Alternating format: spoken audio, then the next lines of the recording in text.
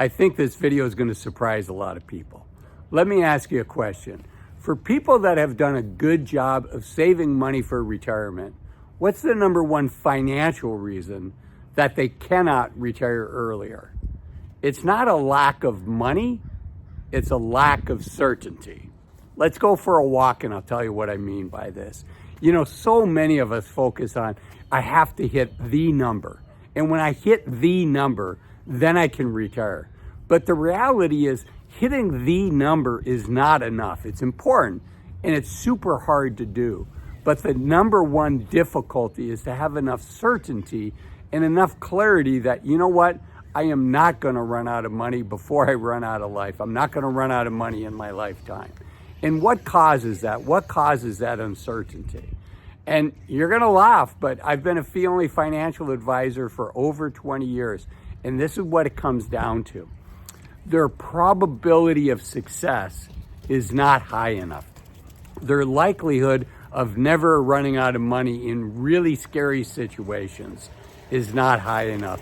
We run what financial advisors run for our clients, what's called Monte Carlo simulations, where we look at thousands of different lifetimes, if you will, different scenarios with real stock market returns, and we share with our clients what's the likelihood of not running out of money. And for most people, for most of us, anything below 80% is scary. And as a fee-only financial advisor, I want my clients to have 95% likelihood, 97% likelihood. So what drives that down is the low, or I should say the high amount of uncertainty. And what causes that? What causes that uncertainty is we might get unlucky. And particularly in the first couple years of our retirement, when our account balances are highest and when we're taking money out. It's called sequence of return risk. And it is that likelihood that, you know what, we don't get lucky and we have some down years early in our retirement. And it's trying to protect ourselves from that. That causes most of us to say, you know what, I'm going to work a couple more years. So sequence of return risk is huge. And in today's video, I want to share with you what you can do to control that.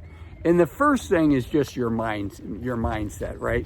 Thinking through this, just because somebody like me, and you know, I consider myself to be a good financial advisor, a really good financial advisor, but just because somebody like me says you have a 80% chance of succeeding and a 20% chance of failing, you know, that's not how it works in the real world. How it works in the real world is if you get unlucky and you have those negative years early in your retirement, you're probably going to do something about it, right? You might take a part-time job.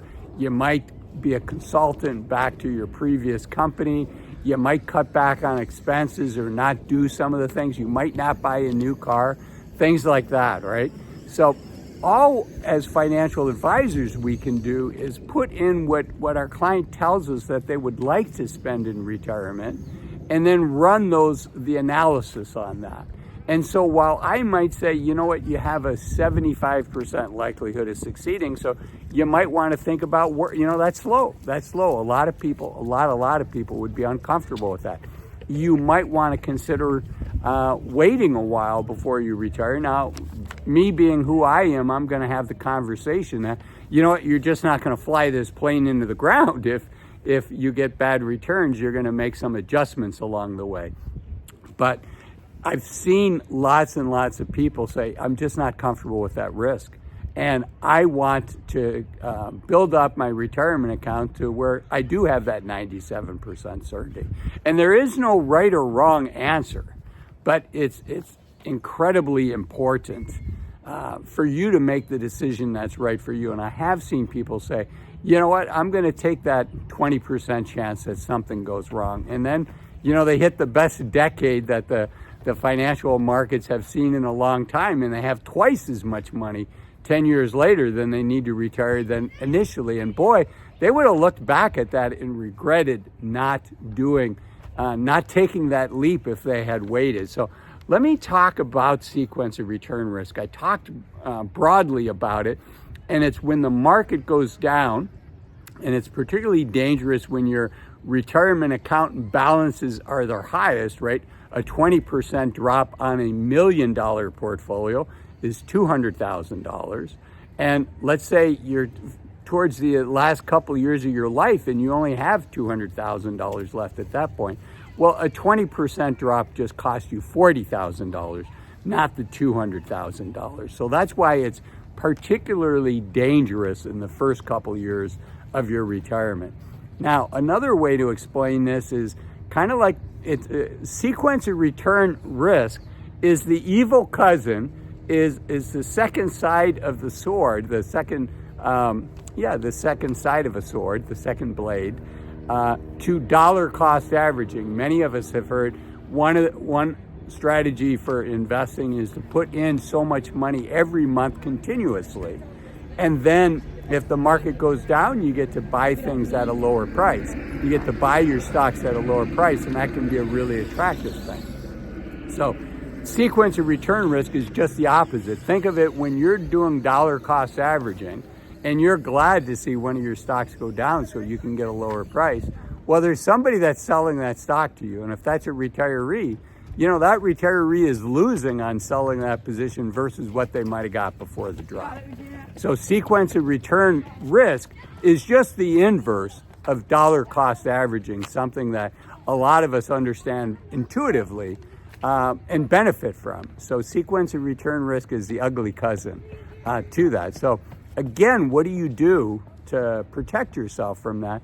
I think it's just having optionality, knowing that it's a risk out there, knowing it here, and importantly, knowing it in your heart that you might have to make changes to your plan. But you know what? Some of the biggest life changes in my journey have been when I look back on those now and say, you know, I wouldn't have chosen for those to happen at that time. But in hindsight, I'm glad they happened.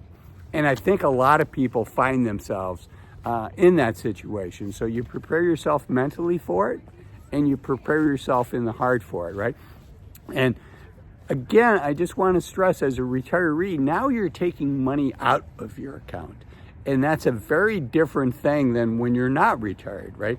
If you have a position, a stock position that goes from $100, a year later it's worth $50, and then the next year it's back up to $100. And frankly, we just kind of went through that, right? If you look at the beginning of 2022, a lot of people's portfolios went down. Then 2023, it essentially came back. Well, if you didn't have to sell anything during that period of time, it was kind of a non-event, right? If you think of yourself as Rip Van Winkle, who fell asleep for a couple years and then woke up, you'd wake up and say, oh, you know, the market's been boring for the last 2 years. It's been flat. But if you've been a retiree during that time, well, 2022 hurt you because the stock market was down. So that's the concept of sequence of return risk. It really does keep a lot of people, that risk keeps a lot of people working longer than they otherwise would have to. I don't want to see that happen to you. I do think there's solutions to it. Hopefully this video has been helpful. I also encourage you to watch this video that talks about 5 reasons to retire as soon as you can. It's kind of part 2 to this video. I'll see you in there. Bye-bye.